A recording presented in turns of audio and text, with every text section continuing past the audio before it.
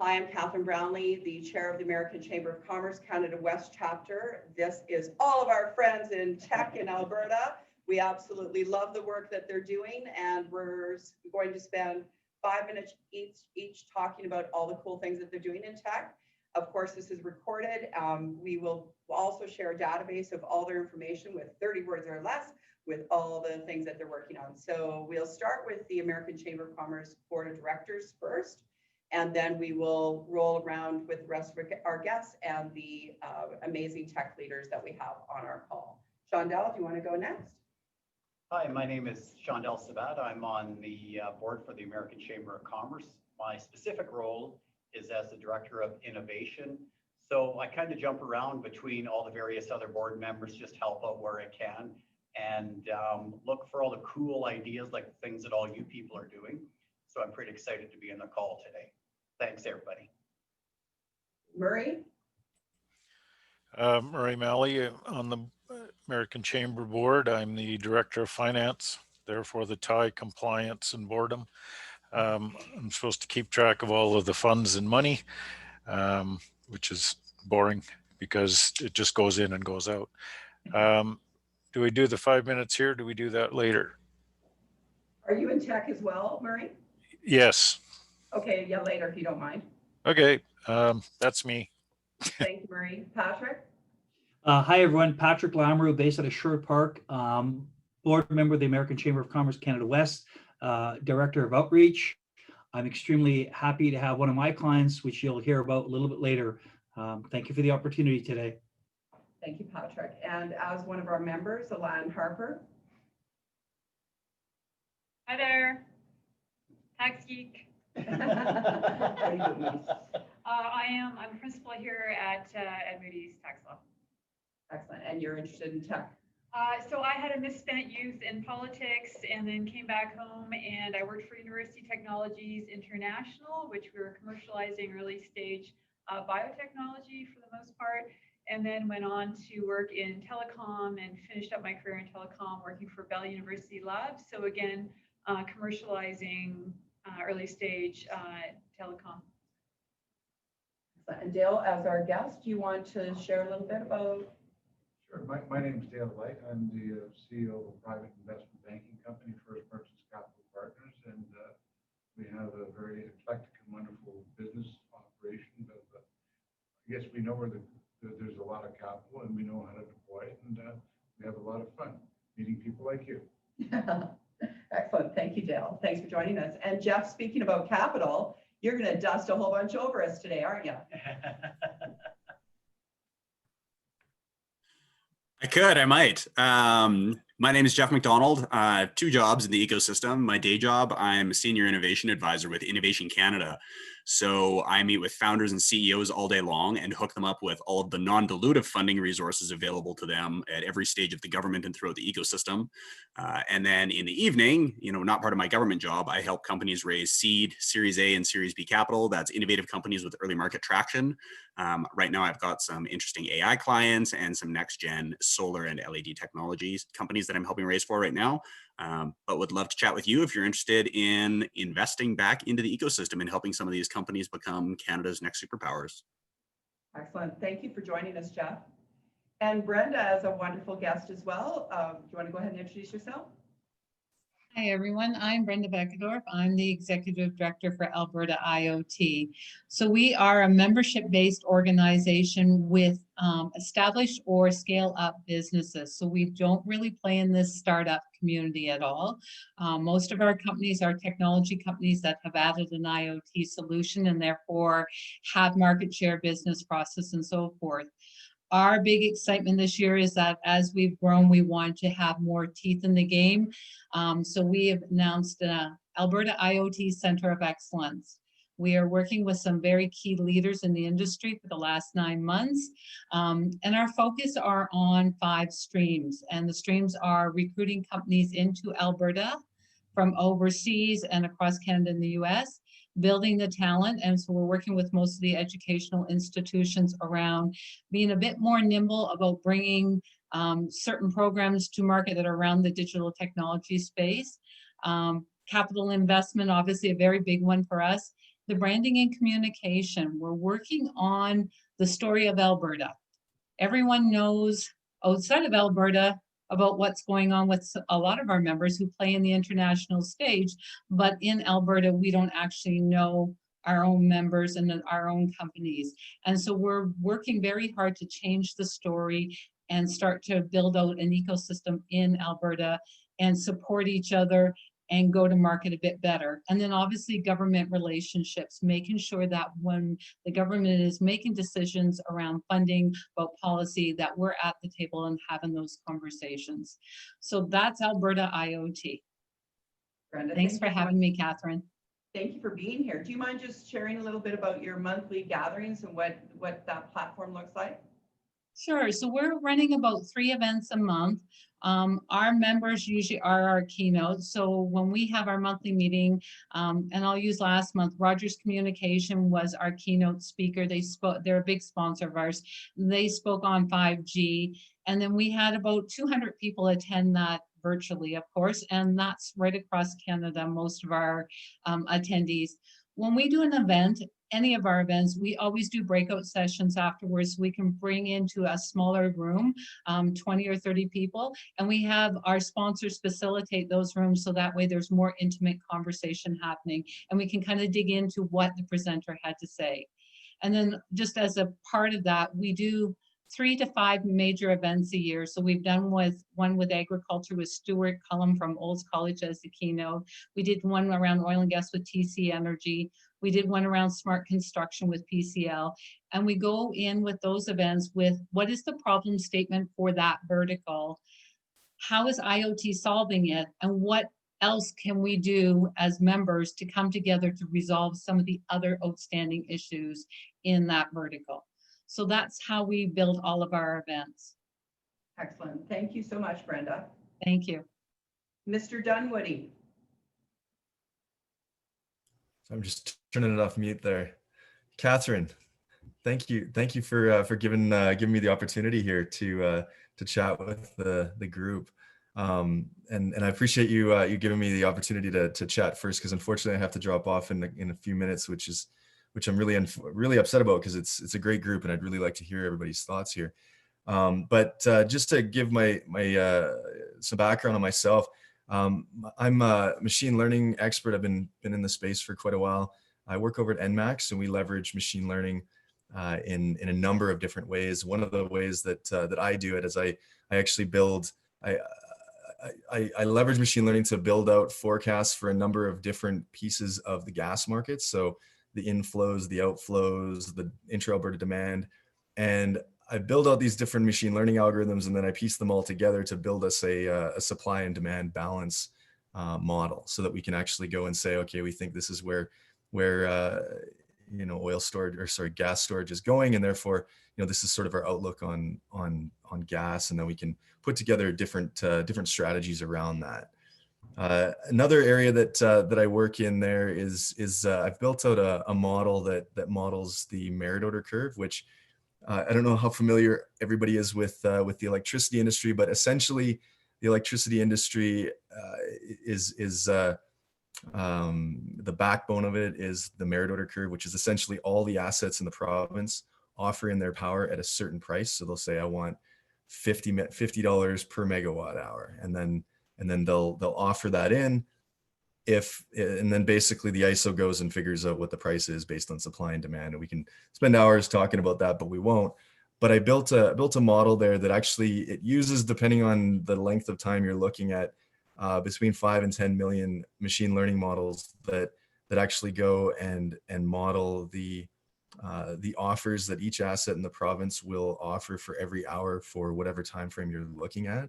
And it's actually been quite successful at actually figuring out when volatility is going to come. And so it's been helpful in sort of understanding, are prices going to run, or are they going to stay flat, which is, obviously can lead to different trading strategies. So that's another area that I'm involved in.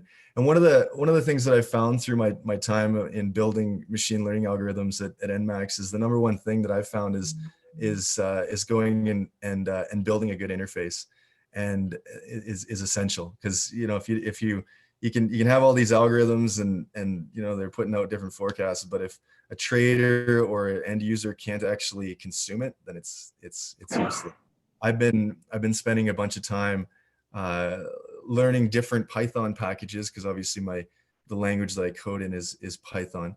But I've learned a number of different Python packages that enable me to build out different interfaces, which I've leveraged quite a bit in my role at NMAX there. So Dash and Plotly are the main ones that I use, and they're phenomenal. So if anybody's looking to build out dashboards and interfaces and do it in a very easy, seamless manner and integrate it into your code, those are two great packages to use. Another area that I'm involved in is with the Calgary CFA Society. I'm on the executive committee there, and we're always looking for interesting things that are happening in Alberta to bring to our members. And to give you some background, our members, we represent about 1,700 chartered financial analysts in Calgary, and we're also obviously affiliated with a number of other societies across Canada, most closely with Edmonton, and so we're always looking for interesting things that are happening in tech in all kinds of different spaces. But obviously, this is a tech community, so if there's anything that any of the group is interested in sort of bringing to our members that would be interesting to them to sort of learn about the space a little bit more, you know, we're always looking for interesting topics. So so please, happy to chat with anyone. Please reach out. One other thing that I forgot to mention with some of the stuff that I get involved in, I love machine learning, so I'll work on it all day and then I'll learn about it at night and I'll build more things, and it's a passion of mine. And one of the things that I've gotten quite into is leveraging reinforcement learning to figure out different things. One of them is I built an algorithm that learned how to play blackjack. Another one that I built an algorithm that learned how to stock trade, and it's interesting because it takes in technical indicators and then it determines whether or not to buy or sell. I've used it over the past year, and it's always exited positively, but I haven't got as much return as I would have liked to, so I haven't used it as much. I've found that Bitcoin has actually returned me more than the algorithm. So I've been sort of more focused on that kind of stuff. But it's just an interesting algorithm that I built, and it's just you know, another area of interest of mine. With CFA Calgary, I also built a mentorship app. So I built this app that basically, so we have a mentorship program that we just started up last year, and obviously we wanted to be able to connect the mentors with the best matched mentees. And you can do that by sitting down and looking through the list of all the people and their attributes and trying to figure that out, or you can build an algorithm. And so I built an algorithm that leverages something called cosine similarity, which basically what it does is it just figures out which two matches would be closely similar based on their answers to their questions. And it was interesting because we deployed it last year, and every single match that it came up with was a great match from the people who were matched point of view. They felt that they were you know, right in line with each other's interests, and it worked out to be really good matches. So clearly tech works in some situations, right? So yeah, so those are the highlights for me, and yeah, so I guess that sort of summarizes everything. So pass it back to you, Catherine. Thanks, Brett. I'm worried about the lack of passion that you have. I'll definitely work on that for sure. Thanks for joining us, buddy. I know you have to go get your daughter. Yeah, thank you so much. Appreciate the time. Take care. Take care. Jeff LaFrance.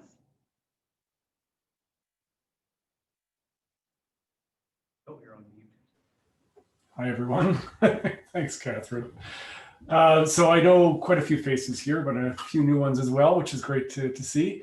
And thank you for allowing me to go first as well, because I have to go pick up my son from preschool. So it seems to be that time of day. So yeah, I'm a co-founder and CEO of a company called BizWorks. We've been around now since 2012, spun out of the University of Calgary, really focused on the whole area of human engagement and this idea of how we use advanced technologies, kind of standard things like augmented virtual reality, data visualization, artificial intelligence, and so forth, to really solve the critical business needs of a variety of clients in a variety of industries.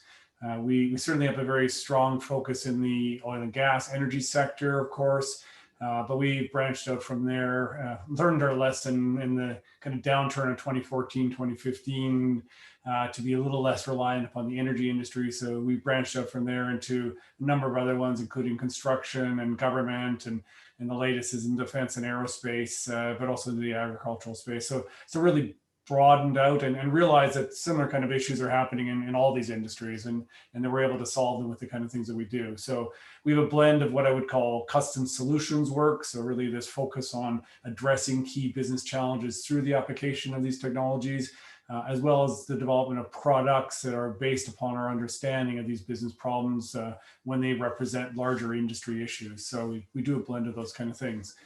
Another hat that I wear, I'm the digital theme lead for CRIN, the Clean Resource Innovation Network. Some of you may be familiar with this. It's a industry-led network really focused on this whole idea of how do we enable a cleaner and greener energy industry, and oil and gas industry in particular here in Alberta, but across Canada. And so I lead the digital theme group. One of the major initiatives we're working on right now is around the allocation of the $100 million that the federal government gave CRIN, and the focus specifically on the projects that we want to fund through that amount of money. So the digital group, there'll be more information coming out possibly late this year, but likely early next year, given that December is likely to be a fairly slow month, as we expect. But there'll be information coming out in Q1 with regards to the funding programs. Digital itself will be receiving a $5 million towards supporting digital projects. And so there's more information will be coming out of that. But December 1st, there is actually a CRIN initiative, so a CRIN event happening. Anybody who's interested in participating, it's from 9 till noon, I think, if I remember correctly. And you can sign up at the CRIN website. And it's focused really on helping people understand the challenge areas that we're getting information from the industry about, and then hearing from SMEs around how they've created that engagement with these large enterprises to go around the solution space and creating solutions to address challenges. So kind of the overall challenge areas, as well as the path towards engaging and creating solutions for addressing those kind of challenges. And these are examples that will then allow us to hopefully replicate the same kind of thing as we get into the actual challenge competition process, where the proposals will come in around that. So it's really kind of providing information around what's going on in that space. Other things I'm doing, I'm also on the Industry Advisory Council for Schulich, and was until January the chair of the engineering alumni for Schulich. So heavily involvement as well as in the academic world. And so I'm very tightly connected into what's going on in the engineering space. Our company was spun out from the Faculty of Science, so we're also very heavily involved in this science space. And Brenda, who you heard from earlier, I should note that she's also involved in CRIN, and she's working on the outreach committee, so organizing things like this event that's coming up on December 1st. So kudos to Brenda for supporting all that. And so that's the broad things of what's going on. I know, Catherine, you asked, is there a reach out question? We are actually going to be growing our sales team in the near future. And so if anybody knows of somebody who's really good at solution sales, particularly the kind of software development solution sales that we do, love to hear from them. So thank you, everyone. Excellent. Thanks so much for joining us, Jeff. And I will return, but I do have to run out and get my son, and I'll be back after that. So thanks, everyone. Awesome. Thank you. Excellent. Carrie Gore.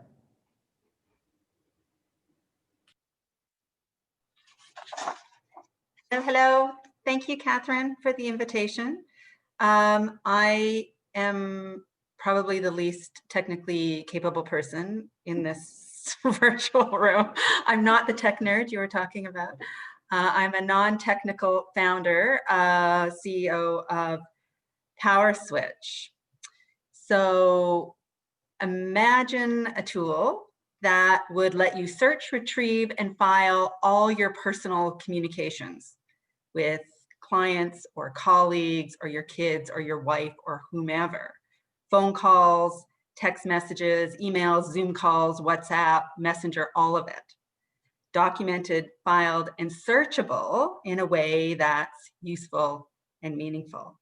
That's PowerSwitch.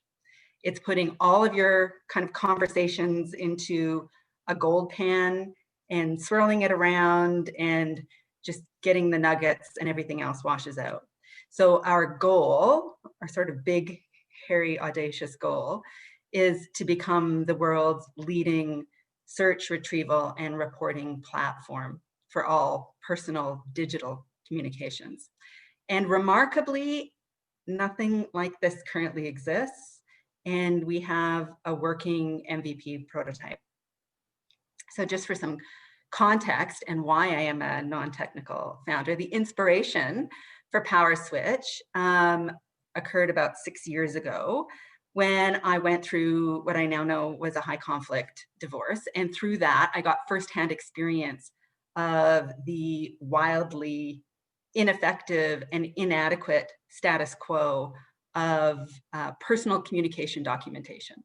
So it's the same globally right across the world, and that's screenshots. And in my case, I needed it for legal evidence. But in that context, I was getting 50 text messages a day, every day for more than a year. And I just could not keep up with the documenting in an adequate way. So to make a long story short, poor documenting led to poor results. And I actually used a text extractor at one point as well, and that came with a different set of problems. But really, when the dust had settled, I asked the question, what would have made a difference for me? And I thought, what if all of that documenting was automated? And that's PowerSwitch. So the current prototype automates the collection and consolidation of text, email, and phone logs between 2 or more people, and then saves everything as an aggregate in sequence in a time and date stamped searchable PDF. So in a legal context, like I was in, the result is kind of the comprehensive and objective foundation of evidence going back months or even years. We've collected as much as 10 years off 4 different devices for somebody. But it's a place from which people can file criminal charges or court orders or assess claims or just otherwise negotiate from a sense of power. So that's kind of it in a legal context. What else? We have been around for 2 years. So PowerSwitch for Android is 1.5 years old. iPhone, 6 months. It's much trickier. And it's not the iPhone version is a web app because you need to back up your device to a laptop or desktop. We currently have about 250 active users, all acquired organically because we have had no budget for paid ads. We started as a B2C model, and that was really because it was the shortest path to technical execution. But B2B is really where we intend to be. And in that context, it would be selling an enterprise model to law firms, to real estate brokerages, to HR departments, maybe as an investigative tool. We've had some interest in that. And as an integration into existing HR, doc management software, and we are in conversation also on the legal side with Clio, which if there's any lawyers in the room, would be familiar with Clio as a legal document management software as well. So as a market segment, we started in family law because that was the point of inspiration. And we've run a successful pilot with a couple of local firms who now use PowerSwitch for all of their clients, and have offered great testimonials on how it has been a game changer for their business. That said, acquisition in the legal space has been really slow. And we are coming to terms with the fact that despite nearly a year's investment in that space, that no disrespect to the lawyers in the room, lawyers are impossible. And they may not be the early adopter that we need them to be for a variety of reasons. So that's definitely a current challenge. And to give you a sense of kind of where we're headed, on our roadmap is the ability to collect WhatsApp, Facebook Messenger, voice call attachments, basically anything that comes onto your phone as an alert, we can capture and integrate.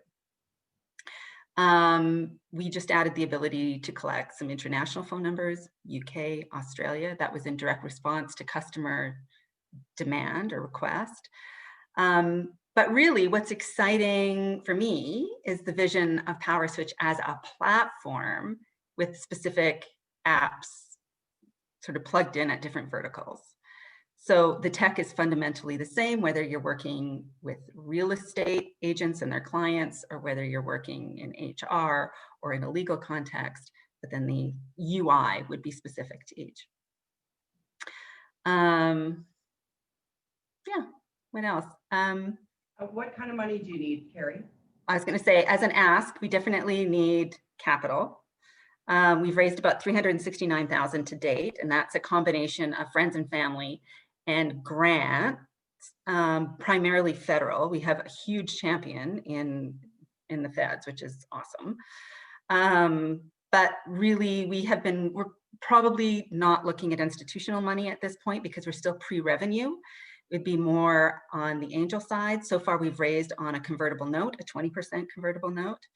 But really, what would be Risk Management Association? Yes.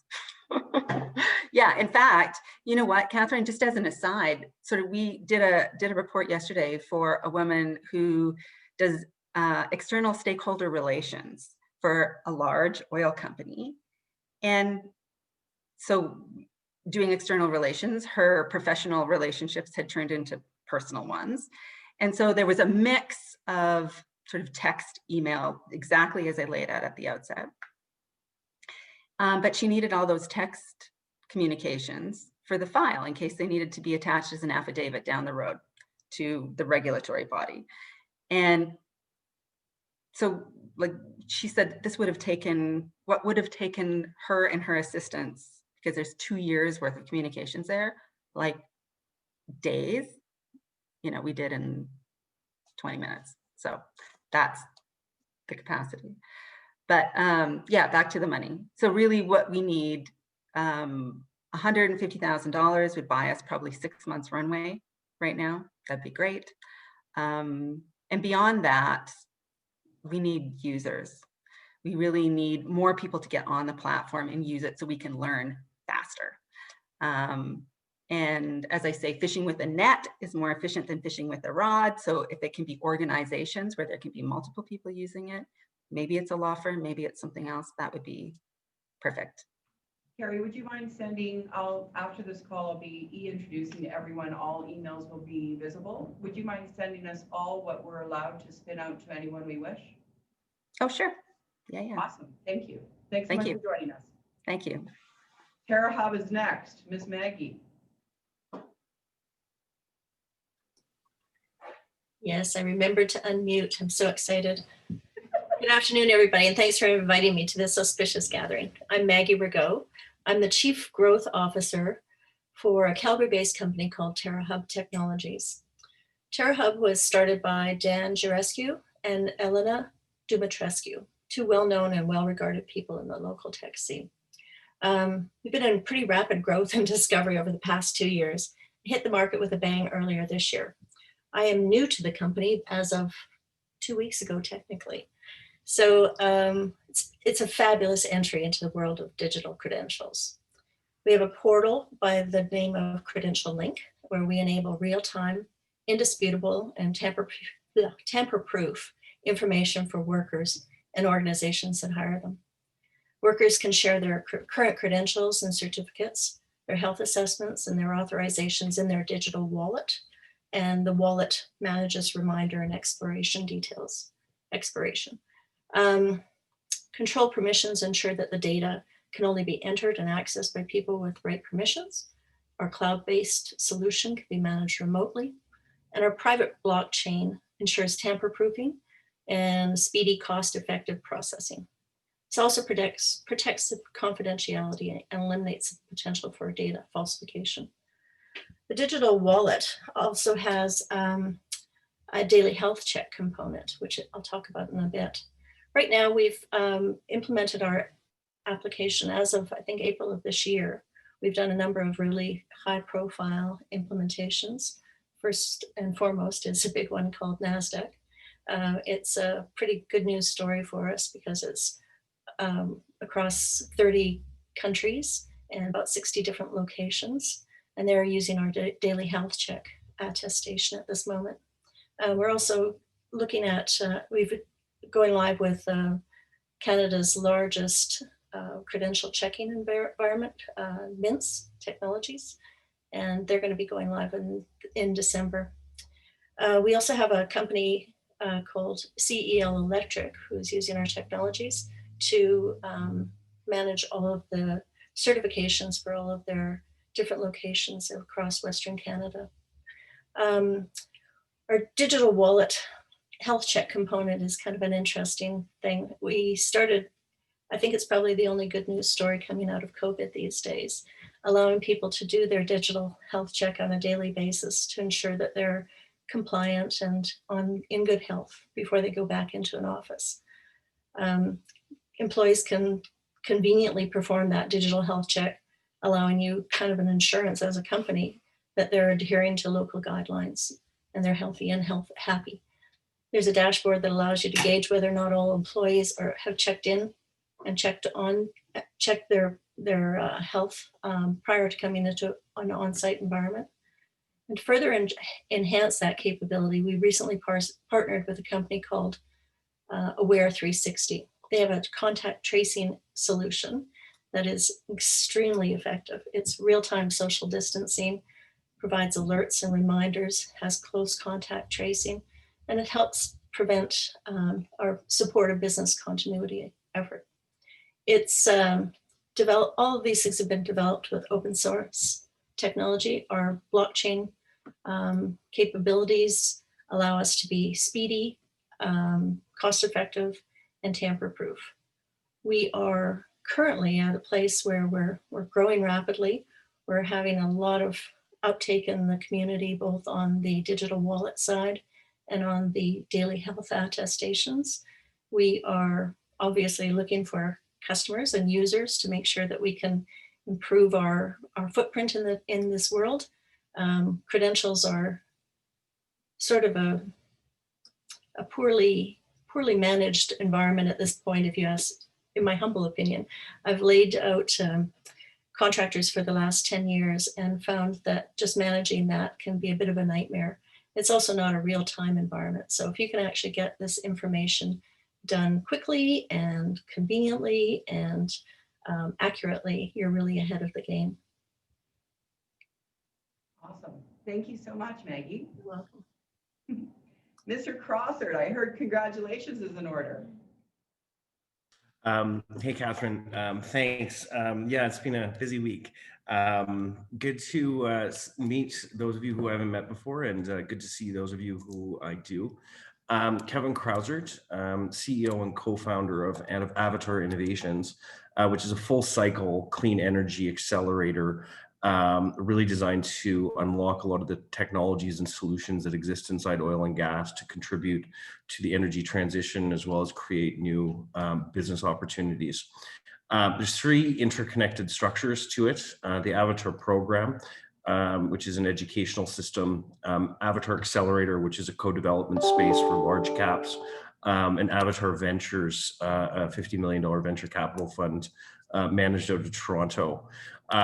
So we launched last week, opened registrations up for the Avatar program, supported by Suncor, TCE, and Enbridge, that will take 300 young professionals from across the industry through University of Calgary course content, really fostering the skill sets required for innovation and new technology adoption in the oil and gas sector. And some very, very senior leaders from Microsoft, XPRIZE, Virgin Galactic, as well as many leaders in oil and gas. And instead of just sitting and learning, the participants will be tasked with building projects and building business cases that will be pitched to a series of shark tanks of EVPs from across the energy sector for potential capital and potential implementation. In the iteration of Avatar that we ran over the summer, there were 9 projects. 5 of them are currently in some stage of commercialization. All of the projects are in the public domain, but one of particular interest to this group might be the tech project. One of the groups developed what they're billing as sort of a LinkedIn or a Facebook for the midstream sector, and designed blockchain that interfaces with one of the large midstream caps TIS systems. So that company would like to commercialize it and develop it. And so the concept that I always use is, if a startup had come up with the same app and tried to go and sell it to a large cap midstream company, it would have taken 3 years of a sales cycle to work through the various domains. But because you had an Indigenous leader inside a large cap who built it, the pathway to commercialization was so much faster. So the accelerator program, which we'll be taking, we're at 6 or 7 industry sponsored projects now that are under NDA, so I can't disclose what those are, but really working through a 12-week co-development space on new energy projects supported by the University of Calgary to really unlock and accelerate. Take somebody from an upstream, take somebody from a midstream, take somebody from a service company, and put them through a 12-week project to bake what these types of solutions are. And then I guess finally the venture capital piece. I think we all know how tight access to capital is in oil and gas right now. The institutional investors have a number of concerns around the sector, and this is driving the cost of capital in energy to 20% multiples. However, there's a ton of money in the clean tech pool of Toronto with mandates to invest, but they can't invest it directly in oil and gas with cost of capital around 2 to 3. A lot of the technologies such as hydrogen, geothermal, CCUS, the solutions to solving climate change for the industries that are most difficult to decarbonize exist inside oil and gas. All of these companies have committed, all the oil and gas companies have committed to getting to net zero by 2050. Have they, but if they divert a cent of cash flow to anything other than debt repayment or share buybacks, the markets are less than kind. So can we open up a new source of capital to be able to really accelerate the type of energy transition and create the new business opportunities that we all know the industry and sector is capable of? So yeah, it's been a busy week. No kidding. Well done, Cav. Is there anything we can do to support you? If you know if you have young, smart engineers or young professionals who want to help contribute to building a better energy future for Canada, go to avatarprogram.org and sign them up. It's $300. So for a 12-week University of Calgary course, that is dirt cheap. That's awesome. Do you have a blurb on that we can add to the database? I can send that to you. Yep. That'd be awesome, Kevin. Thank you. And I'll throw out the newsletter too. Perfect. Thanks. Thank you. Murray Malley. Oh, good Lord. Okay. It's hard to follow some of that. Okay. Well, this moving along. Actually, 2 or 3 of these I've put stars beside. I'll be contacting you later. Hopefully that'll come out. What am I doing? Okay. I've been kind of this overnight success after 18 years. We're in the commercialization and growth stage. What are we? I'm HRN MediDirect. We have built a platform, and first of all, I'll go through why, and then I'll explain what it is. The why is, for a 20-year period of my life, I helped turn companies around. I turned 14 around in that time period in all industries. And when I came out of it and left in 2000, I discovered that there was really nothing out there to help the HR payroll or anything. It was all fractionalized and on Excel and everything. So the why. I'm building something that will do all of that. We're doing it for small and medium-sized businesses because they can't compete with the bigger boys when it comes to compensation and things like that. We're employee and person-centric with our system. It provides choices, and we set it up so that companies can use a single login to deal with all countries around the world. So currently we do Canada, the US, and we're looking at adding other countries in what we do. What are we? Well, we're a single platform, single login that automates the day-to-day tasks around people. So we actually replace 4, 5, 6 software platforms and services with a single login. We started out by building out the entire insurance benefits model. So we are the third-party administrator for the insurance companies. We do all the adjudication, all the funding and paperwork and flow goes through us. We then added an international payroll platform that we started working on. It was about 14 years ago. And so we've built in all of the compliance for every state and every province around labor standards, anything to do with people, CRA, IRS rules, taxable, non-taxable benefits and allowances. All of the rules are built into the platform, so you don't have to have a library of information and trying to keep up to date on the regulations. That's all in there right from the time they put the time. We've discovered that the most important connection of people to the organization is time management. And it's you pay for their time and then you bill for their time is primarily what the model is. So we've built all of that in so that all of the time is captured. I think as Carrie was saying, it's important to have an audit trail and make sure that it's all followed. And we have time stamping audit and commentary on that. So because we're compliant with every state and we have all of this information and that we can now change the paying model of employees from a salary plus benefits to a total compensation model.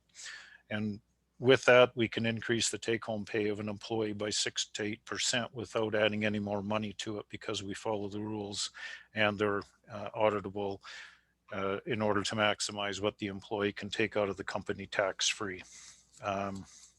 What else we got on here? It's a lot. So I'm proud to say that our system works and everything is on a single platform, and there's a couple, and it allows us that there's no database movement and we have consistent data. We've had 2 support calls in 4 months. We've reduced the costs and efficiency of organizations dramatically, so the costs go down. What do I want to do in the future? So the future, we're adding a payments platform so we can have a digital wallet. Ours is for money, so we can actually then withhold lease payments or mortgage payments and rent and utility payments on behalf of the employee and pay those out to reduce the need for a bank, and then provide a payments platform for the employee. So after that, we'll probably add a bank and insurance company and become a singular model. We're also looking at digital knowledge for the HR departments, and we're looking at being able to develop a platform that companies can use to build their own knowledge base, have access to existing content that's relevant, and then make their own content, but make it agnostic. So it's not, well, you got to buy this service and do it. The organization can do it. And the whole purpose of all of this is to allow the employees also to develop themselves and have a suitcase of skills they can take around. So we need to look at the certification of the courses. So there's a lot of things that with the newer working force, that's what they want to do. And we do this for small business because they don't have the resources to do it now. So they could never get to this point where they could actually compete with the big boys when it comes to any type of benefits or allowances. What do the people say? Oh, I got one: payroll, benefits, and employee service, single, easy, navigatable login platform. It's cost-effective, time-saving addition to our team. My ask, hey, I'm looking for clients. I'm in commercialization. We've hit the early adopter stage. We're moving forward, and I've just had to do 4 proposals this weekend, which is good. We're looking over the chasm because we're changing how the entire HR, payroll, finance, what's been taught for the last 50 years. We're now changing that to saying, no, the employee can choose it. And the company doesn't have to be involved as long as they stay within budget, which makes everything more efficient and everybody happy. Yeah, and I probably need capital too. Currently we've been doing this kind of on our own, and I jokingly say I sleep with my banker. So she's getting a little bit nervous. So that, that's how it works. That's the world of us. And I really appreciate what I'm hearing around the room here. It's pretty wild what's happening. It's pretty cool. Thank you. Thanks so much for joining us, Murray. Appreciate it. Mr. Bland. Thank you so much, Catherine. Really appreciate the opportunity and what you're all doing. Congratulations to everybody on the call, by the way, too. So fantastic technologies and developments, really doing some amazing things here in Alberta. So my name is Bill Bland. I'm the founder and CEO of a company called Medidas Digital. We have a much different technology than a lot of the ones that have been described here today. Normally, I'm a pretty visual guy, so I like to have my PowerPoint, but I'm going to just walk through this with you verbally. So what we do is we actually look to solve one of the globe's biggest problems, which is vehicle collisions. So currently on the globe right now, there's 50 million injuries and 1.35 million fatalities every year occurring because of traffic related incidents. And we wanted to be a part of stopping that. What's happening with us, I've been in driver training and assessment for a long time. And one of the things that everybody's looking at is they think that autonomous vehicles and ADAS equipment like lane change and rear view cameras and around the vehicle 360 cameras and things like that are the solution. And they very well may be sometime in the next 20 years. But what we wanted to do is we want to actually work on improving driver behavior. So that's one of the ways that you can decrease those collisions. The other one is to make vehicles that drive themselves, which based on our calculations, is probably 15 to 20 years away, just based on the number of vehicles that are on the road today. So we are actually developing what we call a human intelligence or HI technology. So built to improve driver behavior. And what we've done is we've built a mobile application. We originally started with the intent purpose of just engaging drivers of all ages, especially young 16 to 24-year-old drivers, in just being more aware of their driving. And so what we did is we started building a mobile application last year. Kind of the impetus for that is I was down presenting the concept in the US to some DMVs. We went to State Farm, and the last meeting I had at State Farm last July, the head of digital marketing performance said, State Farm's just going to buy this. And I told him, well, you can't, because it's for everybody, not just State Farm clients. My partners looked at me like I was nuts and walked out, called my developers and said, let's get this project going. I think we've got something cool here. So what we did, started building it out. We now have a mobile application that's available on both platforms, Android and iOS. We're building dashboards in the back end. The basic thing about this is trying to engage drivers in what's modern and current. So we actually utilize, we use leaderboards, mobile gaming, digital rewards. We want this to be sustainable. So we didn't want it to be, a government funded or a Transport Canada or a NHTSA down in the US. We actually wanted this to be sustainable. So what we did is we actually built this into a pretty unique digital marketing play. So just to give you an idea of what we do, corporate partners are able to put their pins on our maps. Our application is called TripScore. They can put their pins on our maps. And then anytime somebody drives within 500 meters of that corporate partner, the pin will light up. If they're driving well, they're able to collect that towards offers, rewards, and contests. If they drive poorly, they can't collect the offers. So basically, our corporate partners pay us on a normal digital marketing type of number or cost per thousand users, impressions, a pay per click, and then a cost per action. And so we've built that out into a pretty unique mobile gaming piece. And the nice thing about what we do is we also collect very rich data. So it's not just your normal phone sensors and gyrometers that are being used inside. We actually partnered up with one of the globe's top driver behavior scoring groups so that we could actually gather rich data. And that rich data can actually be used for business intelligence. So we can actually tell any of our corporate partners how many people have driven by their location, how many people have actually gone in their location, how long they stayed, the gender, the age, and we can also push notifications out to those groups as well with special offers for driving safe. On the other side of that, we can also collect dangerous event activity. And so we've been talking with some of the biggest groups, especially here in Alberta, with engineering groups, law enforcement, municipal planning, because we're actually able to build heat maps of all the areas where there's an overabundance of speeding or phone use or braking or cornering incidents. And so by using that, we actually can develop a proactive way of actually showing people where they should be putting out law enforcement, doing PSAs, not on a personal basis, by the way, just aggregated. And then from that, we can actually measure the change. So our goal is to get into, exactly what Brett was talking about earlier. We've engaged a number of ML and AI groups, because if we can get the adoption of the app, we feel that we can provide the world with some incredible data that can then help safety organizations and other groups make a big difference in reducing vehicle collisions. I guess one of the other things for me is that we are now getting to the launch stage here in early 2021. We do have a very unique user acquisition model because I've been involved in driver assessment and training.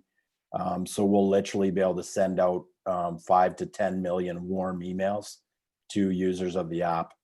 So we've kind of got a bit of a leg up there. I won't say what some of our guys have said because there's some expletives in it, but basically they think it's a very amazing user acquisition model, and we tend to agree.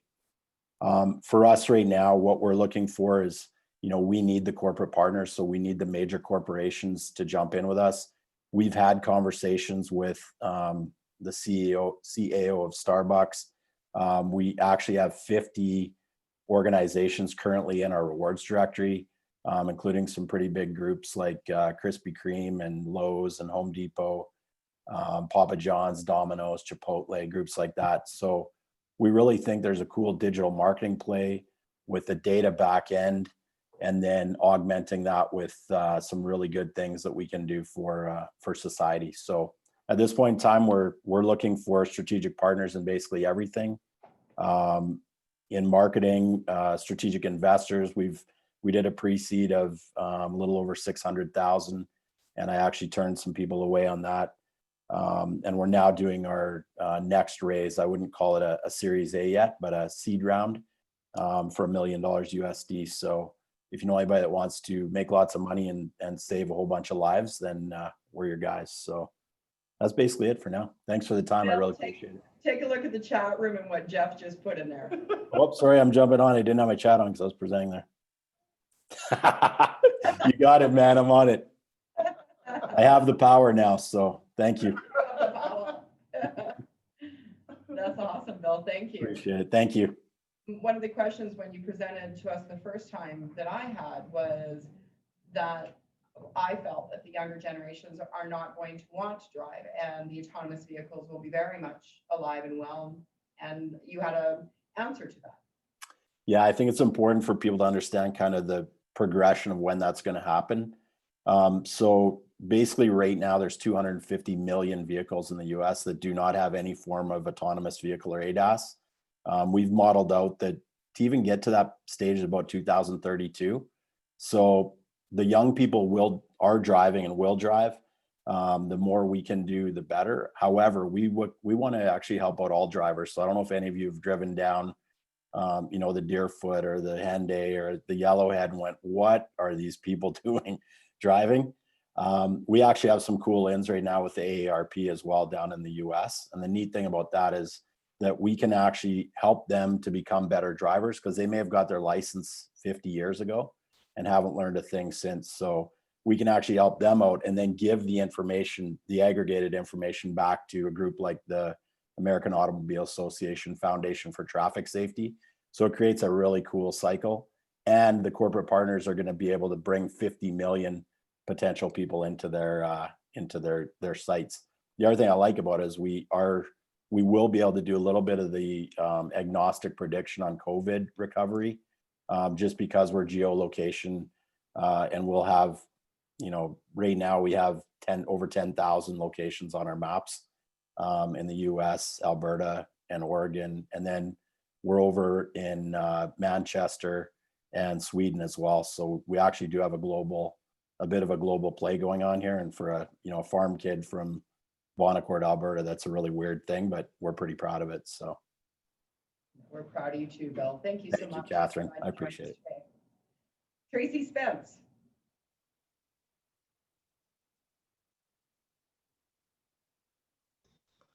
I'll let Greg probably do the talking about all of our, or his company. I'm just here mostly as a guest, so I'm just going to pass it back over to him. But thank you. What's your role with Gregory, Tracy? My role is in project management. This is my first like tech specific job. I did a lot of work in oil and gas previously with project management in our governance office, as well as implementing from a corporate side different processes and policies, procedures, and technology. So I'm helping out with that end on Greg's project. Awesome. Thank you so much for joining us today. Thanks, and I'll pass the buck. Thanks. Over to Gregory now.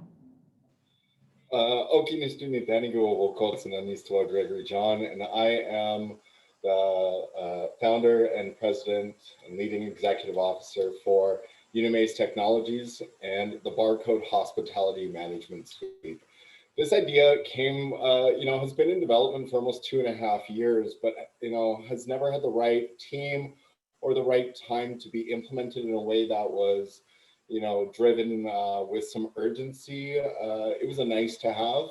And over the last 8 months, COVID has really heightened what we are offering to the market as a solution to the hospitality crisis that's underway right now across casinos, hotels, event spaces. And so what we're offering here today, and we just launched last week, so we're just kind of getting into the hands of a lot of these spaces, is what we offer is a combination of hardware, software, wearable technology, and an innovative and proprietary redesign of how liquor and hospitality goods are requisitioned, delivered to customers, and inventoried while maximizing the safety of staff and customers. Just for some numbers here, what we're really looking at right now is who still has money, first of all, and there's not too many industries that still have a lot of access to capital, but there are opportunities that still lie in this sector. Now, in Alberta in particular, Tracy did some incredible work on digging into some of the numbers of the effects of COVID on gaming. And there's a $1.1 billion hole that's been left over the last 9 months. And that has affected charities through the Alberta Alberta Lottery Fund to the tune of $156 million. And that's just happened in the last 9 months. So there is a huge hole, and that includes a $900 million hit to government revenue. So what we've identified is this urgency to find a safe way to bring people back to these facilities. And we are reaching out and have reached out to the province's 2 largest casinos, which are Grey Eagle and Enoch River Cree in Edmonton. What's important to note is that Unimaze Technologies and the Barcode Hospitality Management Suite is 100% Indigenous owned as well. And we are very proud of that fact, and we really think that, our presence is kind of groundbreaking in itself, and that's happening here in Alberta. What we are proposing is, like I said, a combination of contact tracing software and hardware.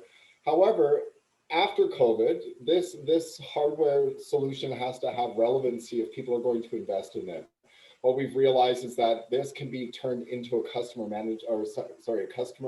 experience where, there are certain things that instead of, having the hospitality service staff search you out, you tell them where you are. And what I think customer service has really kind of done a good job of is covering inefficiencies in the service environment and calling it customer service.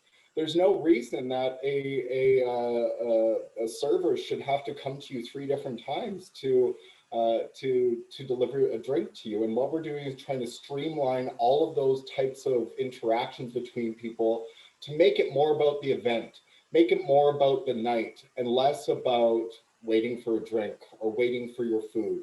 And so that, you know, what we're looking at is revolutionizing the way people experience events, and take the focus away from, you know, these tasks, and make it about more of you know, the entire experience. So we are very new. However, you know, I have 2 of my team members here, Tracy and Lutisha. Lutisha is our leading financial and sustainability officer. And what we've been really focused on right now is just getting out to the market with you know, our presentation deck and our welcome letter. And Catherine actually offered, you know, through a mutual contact, pardon me, our first kind of interview about what we're offering through Cat's Tracks last week. So I do really want to say thank you to her.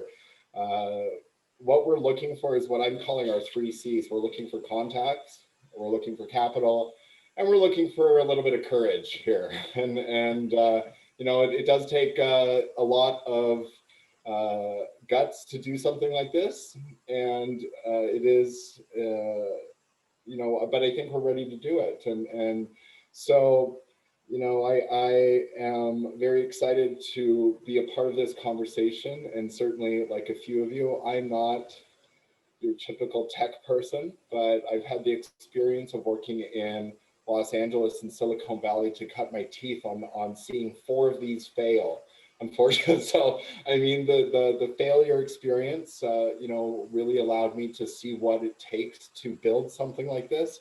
And what I really believe that Calgary offers and Alberta offers beyond many other things is a community of support. Because over the last decade or so, we've all seen the effects of, you know, the decline in oil and gas and energy, and trying to find what our purpose and place is in this global economy. And it's conversations like this that I really believe that are at the center of who Alberta and Canada will be. And I'm very excited to be a part of it today. So thank you. Oh, great. Thank you so much. We believe in you, just so you know. Thank you. And Lutisha, welcome. Thank you very much. It's really great to be here and amongst yourselves. I just wanted to tack on to that. I am incredibly thrilled to be working with the Barcode team, and also to be able to share space with this, like people such as yourselves. As Greg had said, I'm the leading financial and sustainability officer. My interest and passion, and why I'm so thrilled to be helping out with the Barcode project, is really around seeing corporations proceed in an economically and environmentally sustainable way, and that will include tech. So in addition to honoring personal privacy at the utmost as a part of our social responsibility, we need to consider how we manage our tangible operations in a socially and environmentally responsible way, as well as our intangibles. So we're talking about data management and cloud storage. Either are we approaching those directly or indirectly through, say, offsets and things like that, and in a way that honors our social responsibility, which is one of our core values. So I feel that your core values aren't something that you should tack on at the end, but rather they are part of the foundation that you build your company on. So sustainability being my major piece here, I am all ears to ideas, to articles, to things that I need to be aware of, and I welcome all input. So thank you. Thank you, Lutisha. I appreciate it. Tamara, yay, take it away, girlfriend. Well, thank you so much, Catherine, I'm very humbled to this group and to hear and be witness to all this excitement going on in Alberta. I think it's very inspiring to hear these stories.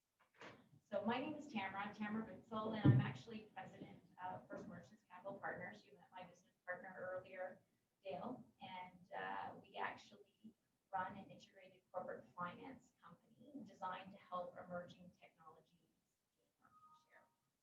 So we are partnered actually with a cybersecurity company that is different. And that's what I'm here to talk about today.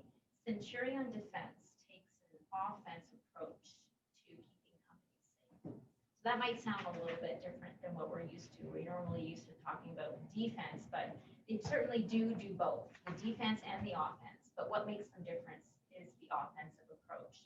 So the 3 Ys that we're based on is to protect assets corporately and personally. And so we do that through doing penetration testing. So through firewalls, do a diagnostic, and then provide a tailored, proactive solution to avoid that happening in the future. We also share. We share through education. Sorry, some can't hear you. Oh, Are you? Oh, no. I didn't take it off mute. Yeah, you're right. It's just down there. You just have to go a little louder. Or Okay. just unmute. Well, Well, then it it might echo. yeah. Okay. So should I start all over again? Should we start over, guys? Maggie?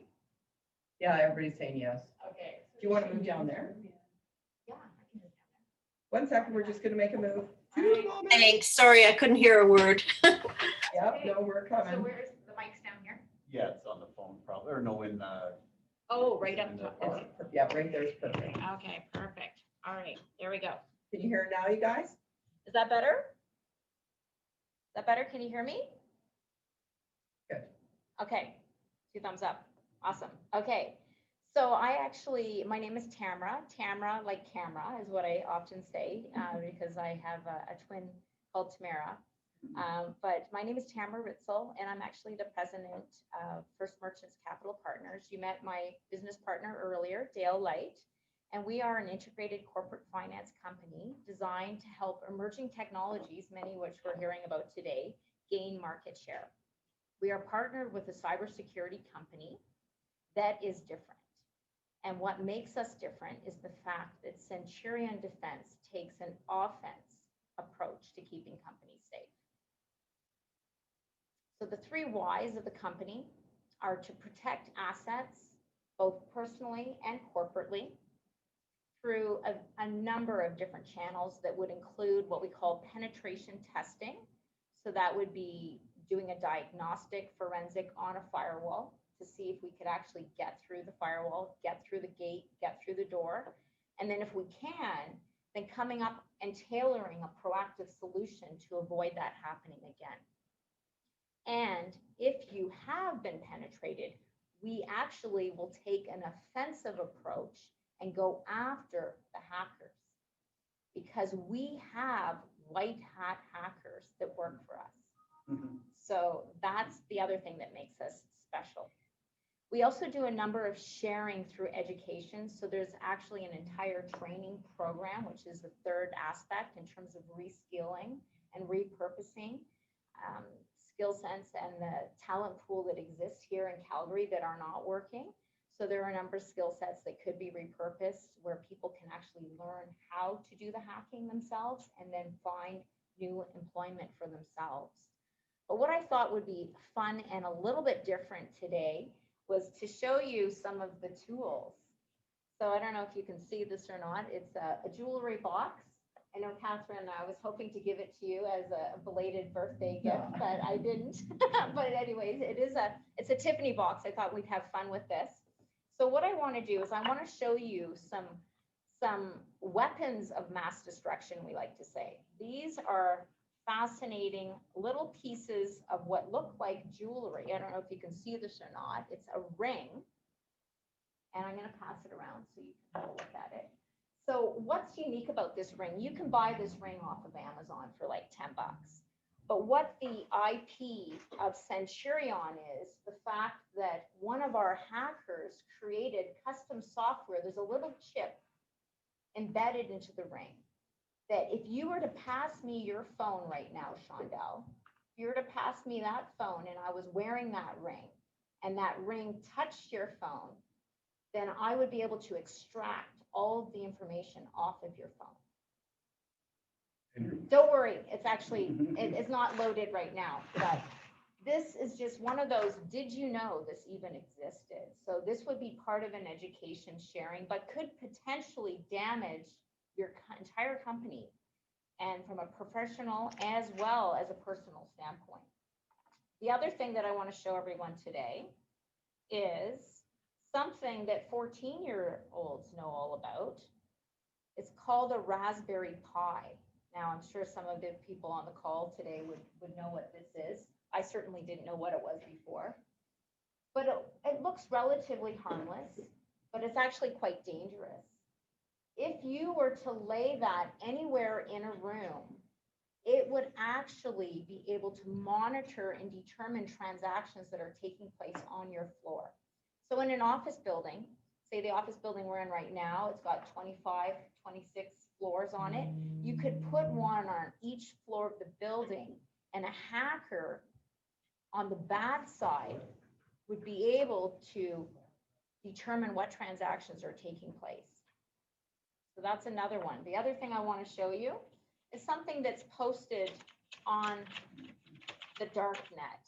So I'm going to pass this around, but basically it's an advertisement learning and teaching people how to hack people's bank accounts. And this is something that is on the dark net and on the deep net. I didn't know a lot about this other than reading Girl with the Dragon Tattoo. That's all I knew about the dark net before. But this is available right now. And there are people learning these dangerous skill sets. And it is real. And we don't realize that we're really in an instance of World War III and don't even know that this is happening. We're under attack by countries like China, Russia, India, Korea, and it doesn't end there. And these are thousands and thousands of hackers that every day we may or may not realize this is happening. And it's scary. It's scary. And I'm not trying to scare everyone, but in a way I am. I'm trying to wake everyone up to the fact that this is happening.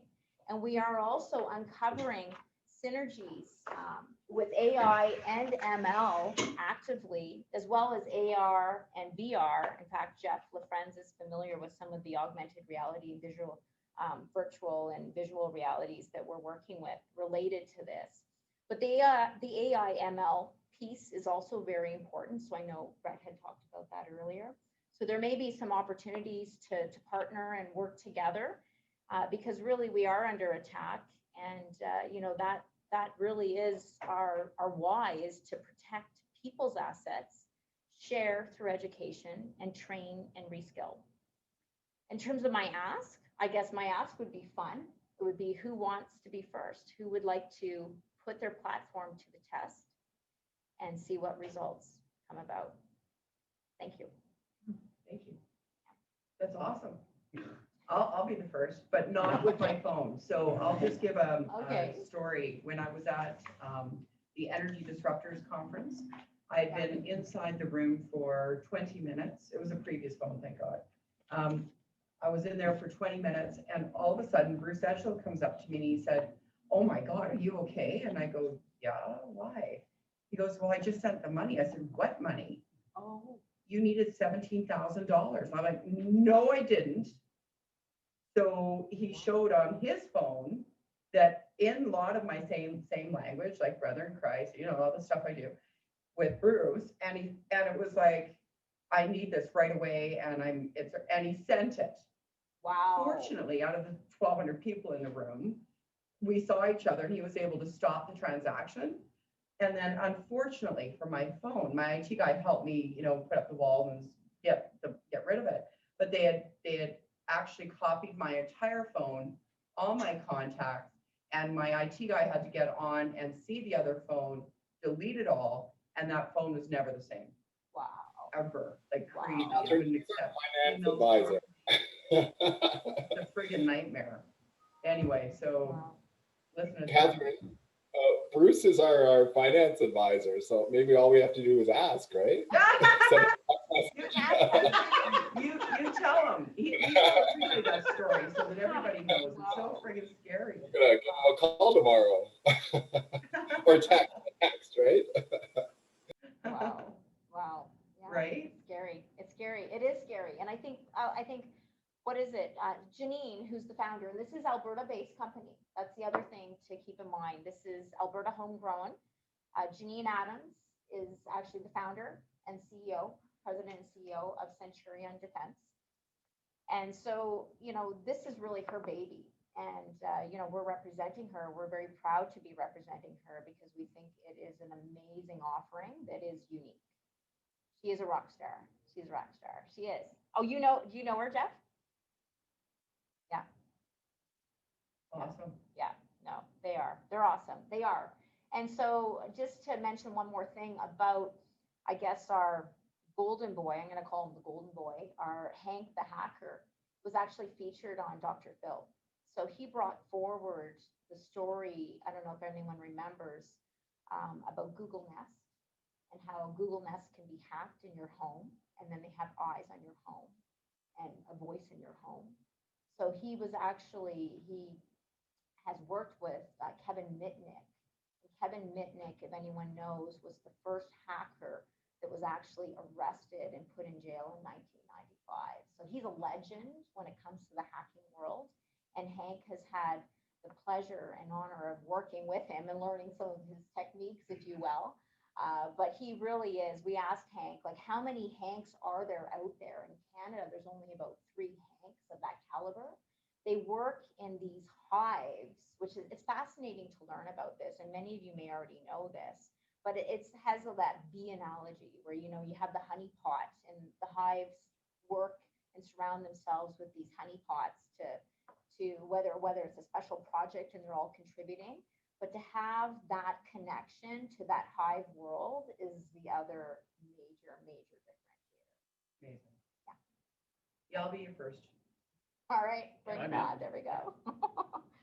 Oh, that's great. Thank you. And is there anything we can do for you? I think right now, like we're starting to go through the trenches. Like we've just taken the contract on in the last month.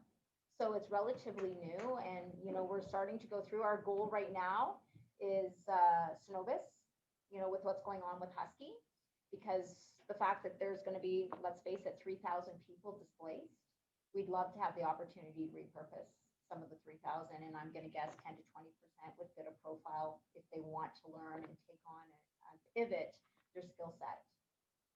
Whether it's working and manipulating data, like I think of that skill set that fits that hacking, programming, AI, ML profile, it would be a geophysicist or an engineer, manipulating data, problem solving, finding the last piece of the puzzle, whatever that might be.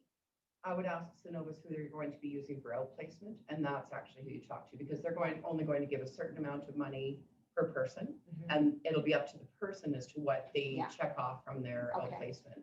That's great, because we have the training available too. So that's the other nice part of it is there's a whole training platform that's been developed. And Is it as good as the training platform offered by the hackers? well, the hackers are actually part of it. They're part of the training platform. So they've actually contributed to that platform in terms of what's on it. Very cool. Yeah. Yeah, very cool. And it's changing all the time. So it is fluid, it's dynamic. What you hear today, like these things I showed you today, are like last year's news, right? So there's always new things coming out. And Jeff has got a comment there that he'd like to have names of the toys that you're suggesting there. Oh yeah, for sure. Good. I will, definitely. It's not at Tiffany's though. Raspberry. Sounds like a home party type of thing. Pyramid marketing. It's 3:24. We've got some time for Q&A, and I suggest that maybe we just, if you've got something that's a burning question now for anybody in the room, feel free to ask it in the group, or obviously we're going to have each other's coordinates. You can certainly take it offline depending on what works for everyone. I just wanted to add one thing to, it's pretty exciting. So we've been working with a developer in Portland for the last 2.5 years on kind of figuring out exactly how we go to market with this. And as soon as we have, you know, a good chunk, it's about $500,000, they're going to be opening up a Calgary office and moving, you know, some of their staff from Portland to Calgary on behalf of what we're doing here too. So it's been 2.5 years of not just thinking, but building relationships around what we're offering. And I think that's a real exciting thing that, you know, will hopefully be a part of what Unimaze and Barcode, you know, not only offers to hospitality, but the tech industry as well. Awesome. Thank you, Gregory. I have a question for everybody. Okay, I'm a strong proponent of building Canada and Canada first, just like everybody, because if we do that, we can take it around the world. How many of you have like everything done in Alberta, Canada, like really driving it? It's interesting. I mean, there's a hell of a lot of good things going on in this province and country, and it's the best kept secret in the world because nobody seems to want to brag about it. So we're not very American that way. We need to, I think, get better at it and promote Canadian first and buy Canadian first and truly do that. And I don't think we do enough of that. We ignore it. So it's good to see that we got quite a bit going on here. Thanks. Just to add on to Murray's comment there, we love to see made in Canada, but we'd love to see you sell outside of Canada too. Yeah. So make sure you contact me if you need export help. That's right. There we go. So That's just right. to add on to Murray's comment, so I work with a number of tech folks who've been very successful internationally.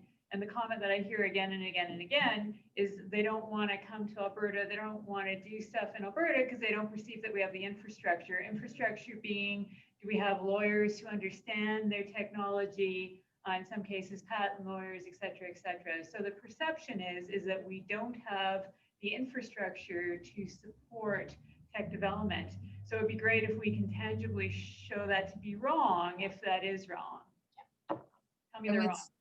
I would say one of the things that we keep hearing is that when someone's looking at relocating into Alberta, they don't want to look at just the first job coming into Alberta. They want to know the second and thirds there. And we've done a very poor job of letting them know what's actually here. I didn't do an ask, and if you don't mind, I'd love to do an ask right now. We're really excited because we got funding last week for a program called the Fast Track Program. And so we are looking for applicants for this program that start in January. It is second stage or scale up companies, not startup, and in the IoT space. And what we're doing is an 8-week program to help them accelerate their business so they're not making 2 or 3 million, but they're growing much more. And after the 8 weeks, there's a year mentorship around it. So the facilitators stay in touch with each of the cohorts all the way through that year to keep them growing and scaling. So we are looking for applicants. It's on our website. So we'd love to get that word out there. Excellent, Thank Brenda. you. Thanks for mentioning that. Patrick? Yeah, thanks, Catherine. So first of all, on behalf of the American Chamber of Commerce, Canada West, incredible ideas here. I'm extremely proud to be Bill Bland's advisor.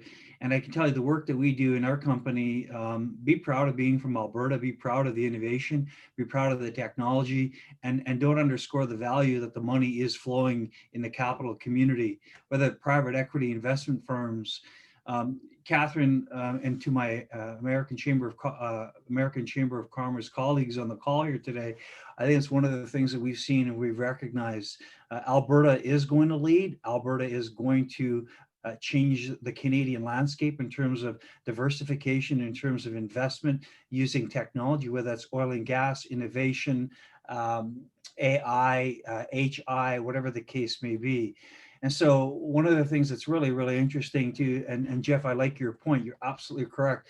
The intimate working relationship that we have seen over the years doing this for our own practice with the groups of the Canadian Global Affairs and Trade Commission offices around the world, being a good Alberta-based company, there's a market out there for your product, not only just inbound, but as the world has shrunk because of COVID, don't underscore that. Second to that, one thing that I think it's really important to point out to all of you today, Catherine, as a board, as a group for the AmCham work we're doing, we also know that the support that we've received from the United States Department of Commerce and international trade is very powerful. And our best trading partner is just a little south of us, which we cannot underscore. But I'd also encourage all of you to consider those resources as well. That's a very powerful thing. But the money is flowing. The capital investment and the recreation of the Alberta economy is very, very powerful right now. And it's troubling that the media and social media as a whole isn't carrying these great success stories. So those are all good things that just are more comments than anything else, but don't underscore the power of the money that's flowing today and the reinvestment of good Alberta-based company. And Murray, you're right. Being able to register this as an Alberta-based company will give you great integrity and in respect around the world, and will open many doors because of those avenues. So just some feedback and some comments. Thanks so much, Patrick. I'd also like to, put forward, Kevin, you're doing what I like. What I'm hearing there is that you are presenting the positive story of what in Alberta we're doing to move away from trying to tout that we're oil and gas. We're much more than that. And with you saying, look, we have to look at, the environmental, we have to look at all of these other things and grow our companies and make that the fabric of the organization and a new strategy is very, very refreshing. Honest to God, you're probably one of the first that's really promoted it and quite frankly had the onions to quit and start out to do it. So good for you. I applaud you for that, because you're doing what our damn governments should be doing, and they're not as well as you can, because you're business will drive new business in here, not government driving it. Government can only hopefully stay out of the way in some cases, or we can at least influence them by saying, these are the things that people want if they want to get a track to come to Canada. So kudos to you, Kevin. I think this is, it was very refreshing to see that. Yeah, well, thanks, Murray. It was I was done with a lot of support, so it certainly was a little nerve-wracking jumping from a pretty established company to a startup, basically. But I'd be pretty happy with the responses that we've gotten. In terms of, I think, telling the story of Alberta is, we keep telling and nobody's listening. And so hopefully what we've uncovered with Avatar is actually start measuring and start investing. And, we get somehow trapped into this conversation of, is peak oil happening now, or is it happening in 2030, or is it happening in 2050? And it's red herring. It's the wrong conversation. Either way, it's a 5% basic flat kind of curve. That's not a real growth market. But where we do have some real opportunities for growth markets, I think, is in two quick wins. First is methane emissions reduction technology, and the second is digitization, which you guys are working on. We have a 4-year head start on the US on methane emissions reduction technology that we've been working on inside this industry. Can we start commercializing it, exporting some of that technology? Likewise with digitization, I think there's a real opportunity for some quick wins on this.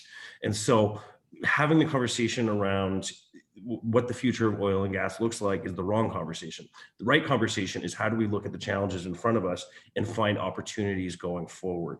And I think when you make that a little bit of that pivot, you stop the bang your head against the wall climate versus energy conversation that this country has fallen into, and you start thinking that there's opportunity and being able to move forward. And it's encouraging, but it seems to definitely have caught the national media's attention. So doing another interview on BNN tomorrow. So people are listening to that story. It's a different story than I think they've heard before. And I think that's maybe why it's getting some traction. Kevin, I have to interject. Sorry, group. I have to interject, Kevin, because he hit some nerves with me. So what you guys are doing with the Avatar model, what you've done is you're going to upset the world, and you're being incredibly disruptive to reinstate the fact and the reality to this, that the oil and gas sector is more than drilling and building pipelines. There's a whole tech community to this, and it's going to validate the world. And that's where the world is going to come back to Alberta to reinvest, because you're hitting a different message rather than going for the pure model of the oil and gas sector. And so that's good. You're disrupting the world oil and gas community by being the leader of using technology, collecting data to reinvent itself and to prove once and for all that Alberta, we're not a bunch of schmucks. We're not living in igloos, and we don't live off the back of a pickup truck, but we're very smart, intelligent, and educated people. who now fundamentally will be flowing and managing the world's interest in the province of Alberta. So good on you guys for doing that. You have our support. Well, thanks, Patrick. That's even bolder than my bold media messaging. Yeah, Sean. Quick question. But I'm just going to follow up on that in the sense that that I think that okay, so we all go to electric cars in 20 or 30 years. That doesn't solve anywhere near the climate requirements that the world is kind of committed to. The only way to realistically do it is to solve the industries that are most difficult to decarbonize, heavy industry. And the solutions to do that are hydrogen, geothermal, and CCUS. There is absolutely, you can't do this without oil and gas. And so is there an opportunity, how do you unlock these technologies in this very capital intensive, very safety conscious, very process oriented industry to create some kind of new opportunities? And I don't know if I'd say we're disrupting oil and gas. Like, we do have some big heavy hitter incumbent oil and gas companies. We might be positioning, I'd say. Sean? Yeah, my question, Kevin, can you hear me okay? Maybe not. Mm-hmm. Oh, okay. My question. No, I can hear you. My question was just I around. can see you, but I can hear you. My question was just around the fund itself, the $50 million Avatar Investment Fund. Is it primarily going to be to fund some of these projects that come out of the UFC, or is it also going to be to go out and say raise a bigger pot of money from, say, the CPPs and the Blackstones of the world, and say lead money in, but then also bring some of that money in behind it? Mm-hmm. I wonder if you just comment on what the criteria is for the fund. Yeah, so the initial investments will be focused on the projects that are kind of working inside the Avatar ecosystem right now that are being supported by the large caps under the UFC banners and programs. Because that's one of the challenges, I think, with like a lot of these energy accelerators is there's no capital at the end of it, and there's no capital at the end of it because the oil companies have no capital to spend. And so by creating an investment led by oil and gas, like CPBI has like $1 billion clean tech investment mandate, but they can't put it in anything with oil and gas. So my co-founder, Brian Trudell, who ran CIBC's capital markets desk for the last 6 years on energy, has a very good relationship with these individuals. And so the projects like CCUS and hydrogen pipelines, those aren't $50 million projects, those are $1 billion projects. And so you need the institutional investors to come to the table. So the initial investors will be focused on some quick wins to generate the track record of oil and gas deploying capital in any way. But CPBI and OMERS, teachers in Toronto are all very well aware of this initiative. Okay, perfect. Thanks. Excellent. Any other final comments before we close? I'd like to Yeah, make Dale. one comment as a guest. This has been a very phenomenal experience. Extremely bright people that I'm able to watch, absorb, and I commend you all for your great efforts. Oh, thank you, Dale. So nice. Yay. Well, you guys are all awesome. Keep up the great work. Thank you for joining us, and I'll send out an email to everyone. We'll all be connected on email. We'll follow up with the database, and then you'll know when this recording is up on our website. Thank you for hosting, Catherine. Thank you. Thank Yes. you. Thanks, everyone. Thanks, everyone. Thank you, Catherine, and happy birthday. Oh. Yes, happy birthday. Thanks, honey bunny. Talk soon. Bye, guys. Bye-bye.